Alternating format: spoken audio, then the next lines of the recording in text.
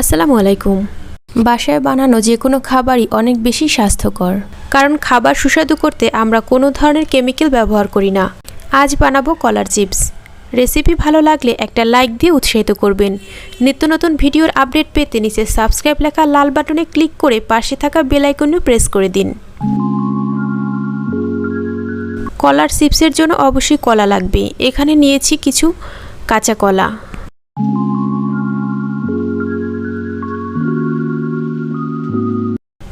কলাটা এই অবস্থায় খুব ভালোভাবে ধুয়ে পরিষ্কার করে নিচ্ছি। আর ভিডিওতে তো দেখতেই পাচ্ছেন লিটল শেফ খুব ভালোভাবে যত্ন নিয়ে কলাটা ধুয়ে নিচ্ছে।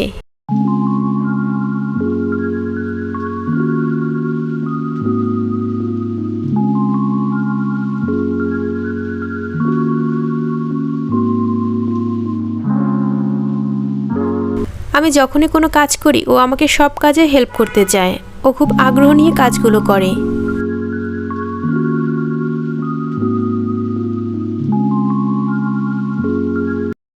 যাই হোক, কলাটা ভালোভাবে পরিষ্কার করে ধুয়ে প্রথমেই কলার উপরের বোটার দিকটা আর নিচের দিকটা কেটে নিতে হবে।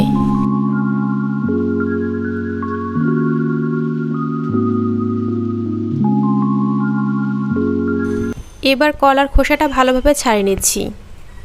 এমনভাবে ছাড়াতে হবে যাতে সবুজ অংশটা না থাকে। কলাতে যেহেতু প্রচুর কষ থাকে, এজন্য কলা কাটার সময় হাত কালো হয়ে যায়। আপনি চাইলে হাতে কিছুটা সরিষার তেল মেখে তারপর এই কাজটা করতে পারেন।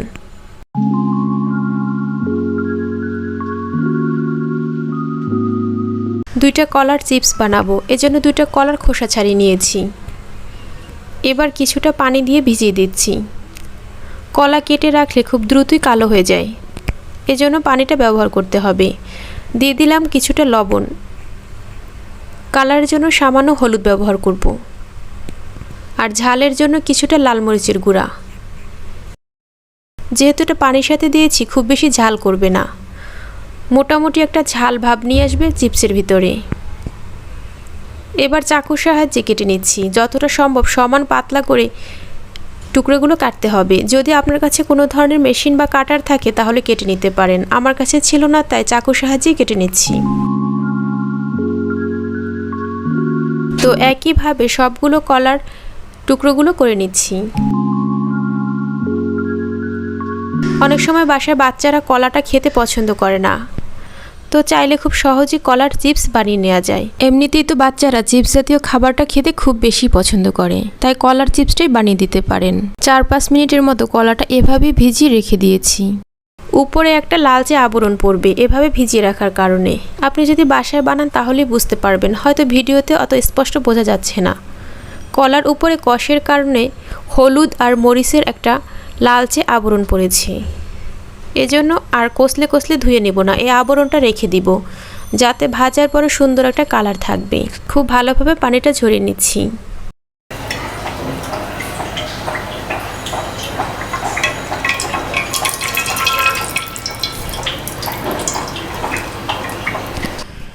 ভাজার জন্য দিয়ে দিচ্ছি তেল।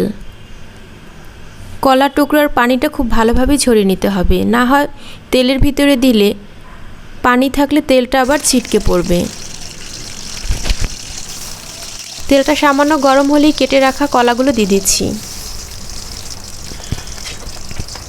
যেহেতু চাকুর সাহায্যে কেটেছি, এজন্য হয়তো সব টুকরোগুলো সমান নাও হতে পারে।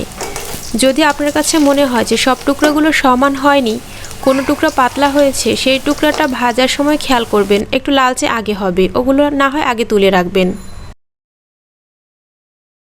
ভাজার একটা সময় দেখবেন তেলের ভিতরে বুদবুদটা বন্ধ হয়ে গেছে, এর মানে হচ্ছে কলার যে জলীয় অংশটা ওটা শেষ।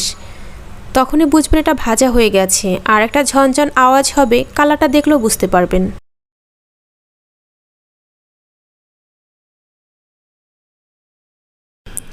বাকি চিপসগুলো একইভাবে ভেজে নিচ্ছি। চিপসটা আরও কিছুটা স্পাইসি করার জন্য সামান্য পরিমাণে লাল মরিচের গুঁড়ো দিয়ে দিচ্ছি। যেহেতু বাসার বাচ্চাও খাবে, এজন্য খুব বেশি দেইনি, সামান্য করে দিয়েছি। সব কিছু ভালোভাবে একটু মিশিয়ে নিচ্ছি, না হয় আবার এক জায়গায় মরিচটা লেগে থাকবে। লবণ পানি দিয়ে যেহেতু আগে ভিজিয়ে রেখেছিলাম, চিপসটা কিন্তু যথেষ্ট লবণ হয়েছে। এজন্য এই পর্যায়ে লবণ ব্যবহার করতে হবে না। দেখুন খুব সহজেই ভেঙে যাচ্ছে। চিপসটা কিন্তু ভালোই মুচমুচে হয়েছে। বাচ্চারা যেহেতু কাঁচা কলাটা খেতে চায় না, একটু টেকনিক করে এভাবে খাওয়াতে পারেন। একটু শব্দটা খেয়াল করে দেখুন, আমি একটু খেয়ে দেখাচ্ছি। অনেক বেশি মচমচে হয়েছে। রেসিপি ভালো লাগলে ভিডিওতে একটা লাইক দিতে ভুলবেন না। আমার চ্যানেলে আরও বেশ কিছু মজার মজার ভিডিও আর রেসিপি দেওয়া আছে, চাইলে দেখে নিতে পারেন। যদি আমার চ্যানেলের ভিডিওগুলো ভালো লাগে তাহলে অবশ্যই কিন্তু নিচে সাবস্ক্রাইব লেখা লাল বাটনে একটা ক্লিক করে দিবেন।